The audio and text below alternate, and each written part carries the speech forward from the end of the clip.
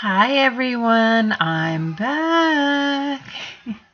Okay, so I promised you a quick tour of the new back office just to show you some of the changes, and they've streamlined a lot of stuff, which is good. But also, as you guys know, you're aware of, it's also kind of been a disaster with the whole switch over. But I am looking forward to the day when everything will be fixed and we'll be able to run smoothly again, and I am crossing all of my fingers that'll happen before you guys go ahead and launch in Canada. Okay, so just briefly, I've already logged in, and you can see a lot of this stuff is kind of the same.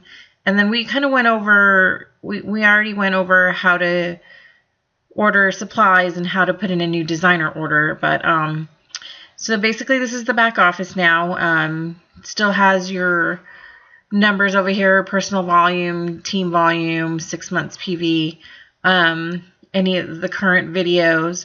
And when you guys go live for the Canadian designers, make sure you watch this how to place a jewelry bar order. I will be doing a video on that as well. I'm probably going to do it later this week. I do have a couple jewelry bars open. I have not really messed around with it yet. But I want to take the time to go in there and kind of figure it out and get to know how it works before I do a video.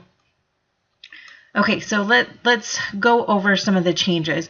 Now, there is no more, I can't remember what the link was before, but where you can go and have the document library. The document library, we'll go ahead and go over here, is now in the O2 Academy. I kind of just go around and try to find where stuff is, but here I will show you one of the most important things you'll need to look for is that you go to the library. Now, I don't know if they're going to work on this, but as you can see, there's stuff down here that you can get to, but I can't click on it. So basically what I have to do is I have to make my screen smaller. And the way I do that on my keyboard is I hit Control and then the minus button.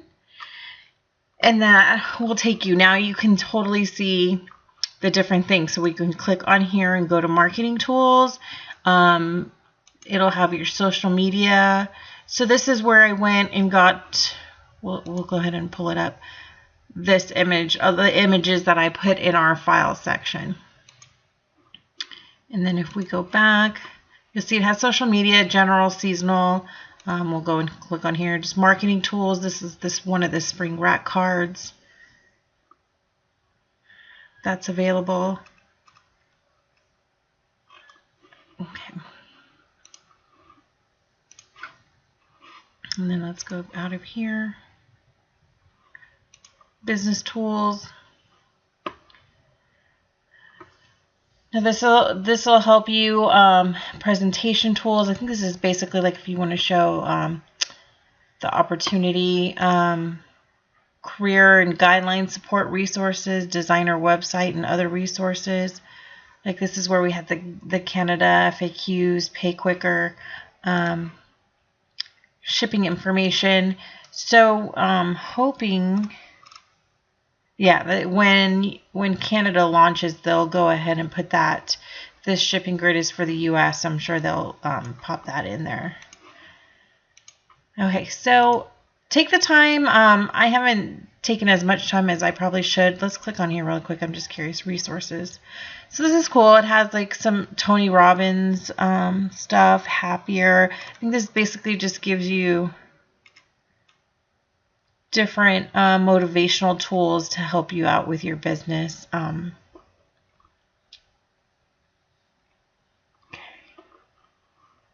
Let's go out of here.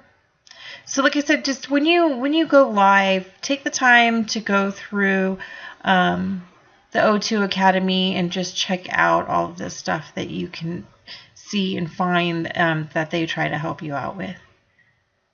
Some great resources and tools to use. Okay, now let's go down here. This is where you would have your downline report for who's on your team. That'll all go down right there. And then If you want to enroll new recruits, like if you're with them and you want to do it yourself, you can click on that button. Under business tools, you'll have your downline report, your downline ranks. This is your order history. There's also another place that we'll find that you can look at that. New designer list, sort of success. Now the sort of success isn't working right now. Mine shows all 0, but I've already reached the 2 levels. Commission summary, career coach, and company news. Now let me show you really quick. This is one cool new feature that I really like, is it breaks down your commission. So you'll see, for example, right here, this is for this week. It breaks it down weekly, which is really nice since we do get paid on a weekly basis. So this Friday would be for last week, so it's a week behind. And then if you scroll down here, this is an order I just put in today. So it breaks it down per order too. So that's really nice. So before it would just give you a general summary and it wouldn't break it down per order, which I like that right there. And let's see if you can go back. It's new, so it may not have any back stuff. And then let me show you this other new feature that's really cool. It's called a career coach. So I have one person on my team right now, so I am actually a leading designer. That's my title. As soon as you get one recruit, you automatically go up to that title, but I'm only qualified as a designer. So what that means is I'm going to get paid as a designer. Once I meet certain criteria, then I'll get paid as a leading designer, if that makes sense. So I have the title as leading designer, but I'm not going to get paid as a leading designer until certain goals are met. Now this will tell you what you need to do. So leading designer, 40% complete. You must be a designer. Your account must be in good standing. You need at least 250 personal volume. Now that's on a monthly basis. And then you need at least 500 central team volume capped at 250 per leg. So what that means is that one person cannot get 500 CTV, then that's not going to count. I think that the rule is that no more than one person can have more than half of the central team volume. So since there's only 2 of us, we would each need to at least do 250, if that makes sense. That's why obviously the bigger team you have, it's easier so that it could be spread out amongst more than 2 people. And then right here, you need at least 1 personally enrolled active designer. Now, I do have another designer. I think it's just because she hasn't reached certain PV. I think you have to have 99. Your designer needs to have at least 99 PV for the month to be, I think, what they consider active for you to get paid from that designer. So that's a great tool that they have, and it'll tell you too what you need to do for all of the levels. So if you're ever wondering what you need to do to reach the next level, all you got to do is click on the next one and it'll let you know. Okay, so let's see here. And then we already kind of went over orders. Now, one thing they have fixed is the My Orders. And then we'll wait for it to load up right here. So this wasn't working when they first made the switch over, but it's up and working now. This will show you all of your orders, what your total is, what your PV is. The only thing that it's not doing that it used to do before is it used to give you the name of the person who placed the order. Let me click on real quick if it does when you click View Invoice. I don't think it does, but yeah. So that's the only one thing I would say is a downfall is you don't know who placed that order. And let's say it just came in as a web order. I think you would be able to look it up when you got the email, but not here in the back office. Now, another thing that they are not doing right now is, so where it says track your order, I think I got the shipping confirmation on that. Anyways, I'm sorry. There are certain orders that are coming through and saying accepted, but it's not giving you the shipping confirmation, and then it's kind of just showing up at your door. I know that is one of the things that they are working on as well. Okay, and then you guys already know from the last video that we did, this is where you would go to put in your designer order, and this is where you would put your business supply order. Again, jewelry bars, I'll just kind of give you guys a quick overview. If you want to set up a new event, this is what you would go, where you would go, excuse me. Jewelry bar dashboard, this is going to give all of your open jewelry bars that you have going on right now. Like I said, we'll go over that in more detail, but right now, before we end, I'm going to show you guys how to process returns. So when you go to process a return, whether it's something that you ordered as a designer or that one of your customers or hostess ordered. Now, really quick note, on hostess orders, you cannot return those. You can exchange them if there's something wrong with it, but you cannot return it and pick a new item. They're kind of sticklers on that. So you're going to need to have your order number. So you could go back to my orders. I'm going to write that down. And then if you go to the bottom of the screen, let me just go here. There's a button down here called return. So you go ahead and click that.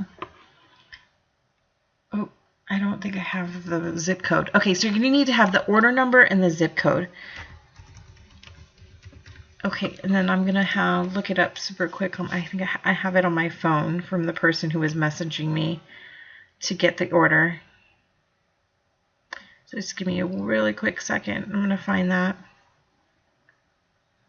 so we could put that in.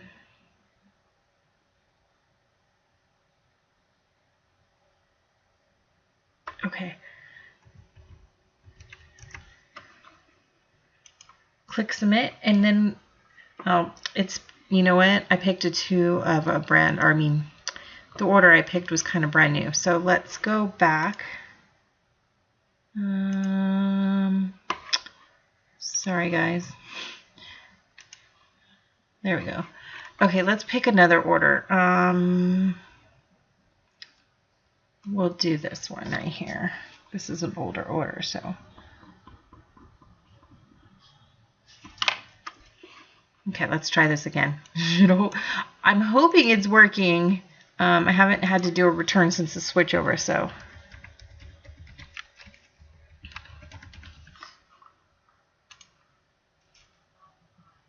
Okay, perfect. So you can go in and do an order, and a borrower can go in and do it as well.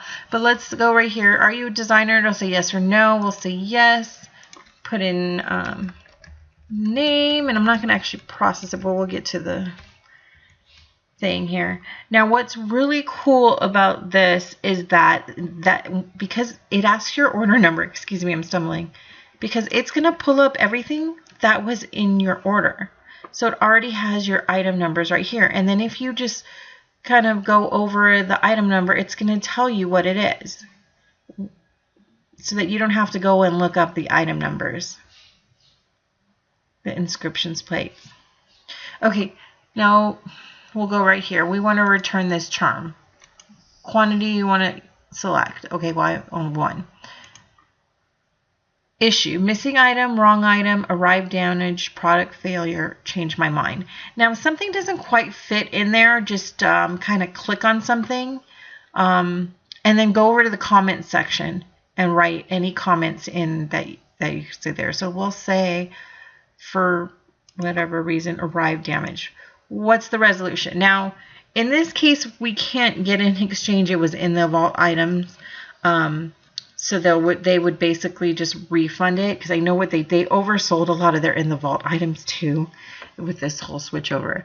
So here are the options you can do: refund original form of payment, refund to O2 gift card credit, or replace damaged or missing item. So you would just say replace it, and then you would go ahead and click submit, and then it would give you a little message that says, okay, we received it, we'll review it and let you know. Basically, I have not had to return anything since they came up with the new return policy. I've had them exchange stuff that was broken, or like a clasp was like broke or something on a bracelet, and they have not asked for it back. And what they say is, unless we specifically ask for the item, they're not going to request it. I have heard of other designers say that they have requested their items to be mailed back. Now, the way I would handle it is maybe have the items returned to you anyway so that you have them in your possession. Now, their new return policy, since they did this, it's pretty quick. It's going to take, I mean, I'm not going to say for sure with the whole new website switch over, but in the past, it's only taken a day or two. And what'll happen is they'll send an email and say, okay, it's been resolved. We're sending out the new item, and then give you a new shipping order. So that is pretty much, really quick and easy, simple return process. In the past, what we used to have to do is call them. They would generate a FedEx slip. You take the item, FedEx them back, and it would take weeks to process the return. And so I think after tons of complaints, they finally got this new policy in place, which has been really great. Okay, so that's basically just the really quick overview of the back office, and then the return policies. And as I stated before, I will work on putting a jewelry bar video together. I'm going to try to figure out some stuff and play with it. In the meantime, as always, if you have any questions, let me know. And if there's anything that you want to see in further detail or something that I may have missed, let me know. Okay, thanks guys.